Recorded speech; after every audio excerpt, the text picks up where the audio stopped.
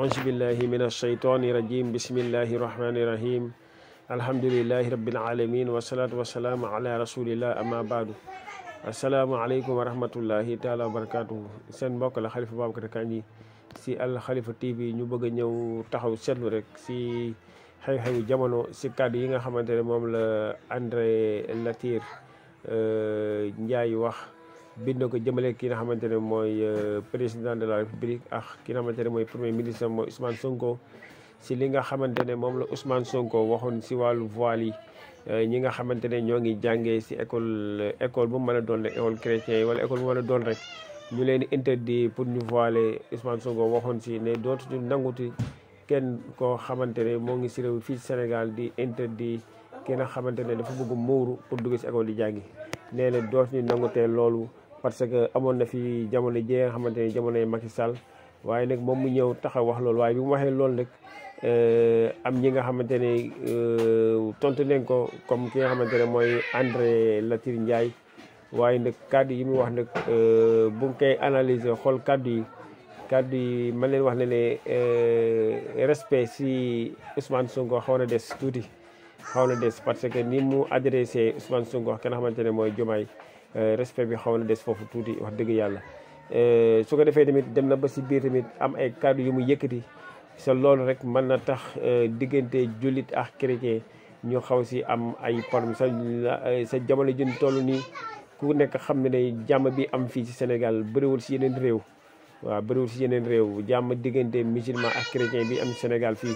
sa musulman yi doon major chrétien yi doon minorité fii Sénégal terewul tamit ñu jox leen lépp loo xamante ne yooyu nañ ko ñu bàyyi nañ ko ak ñoom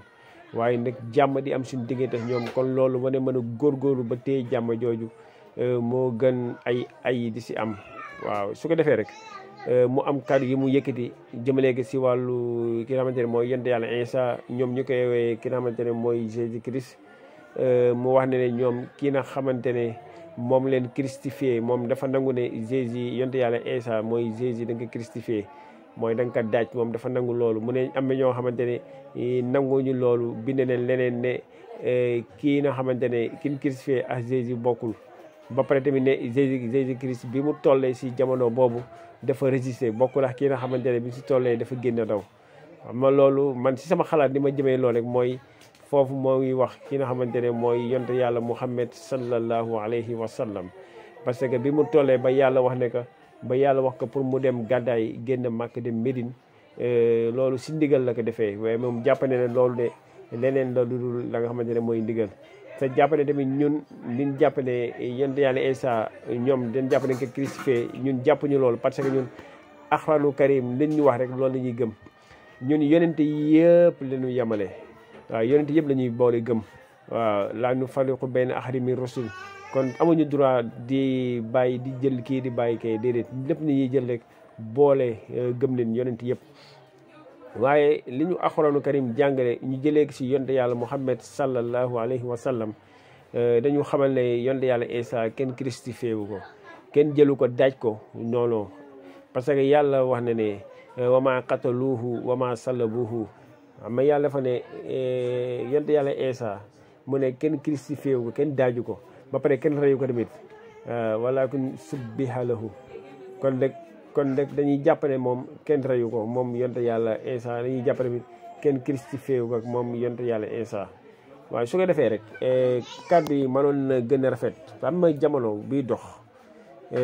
ñii ñoom am na loo xamante ne ñoo ngi koy doxal ñoom chrétiens yi kenn ayu leen ko kon ñun soo amee boo xamante ne li nga xamante ne moom la ñu yàlla digal yàlla nee na yéen jullit yi jigéen yi waaw yàlla bi muy sant dafa sant ne jullit yi jigéen yi ñu muuru waaye bu ñuy muuru nen muuru ba seen tenk yi rek war a feeñ ak seen xar kanam loolu la yàlla subhanahu wa taala digal waaye nag comme ñun dañuy topp suñu digalu ka xamante ne mooy yàlla subhanahu wa taala waruñu ñëw nag dem ba foofu naan dañuy dem di jàng ji ñi ñuy naan déedéet kii fii ku bëgg a jàng da ngay muuru da ngay muureeku loolu du respect waaw képp koo xamante ne yaa ngi ñëw di jàng ci su la neexee muuru su la neexee bañ a muuru soo ñëwee amuñu benn école amul droit daxala si la nga xamante ne mooy muuru wala ñàkk muuru waaw parce que dëkkul layit la nekk dëkk boo xamante ne musulman chrétien ak ñeneen ñoo fiy dunda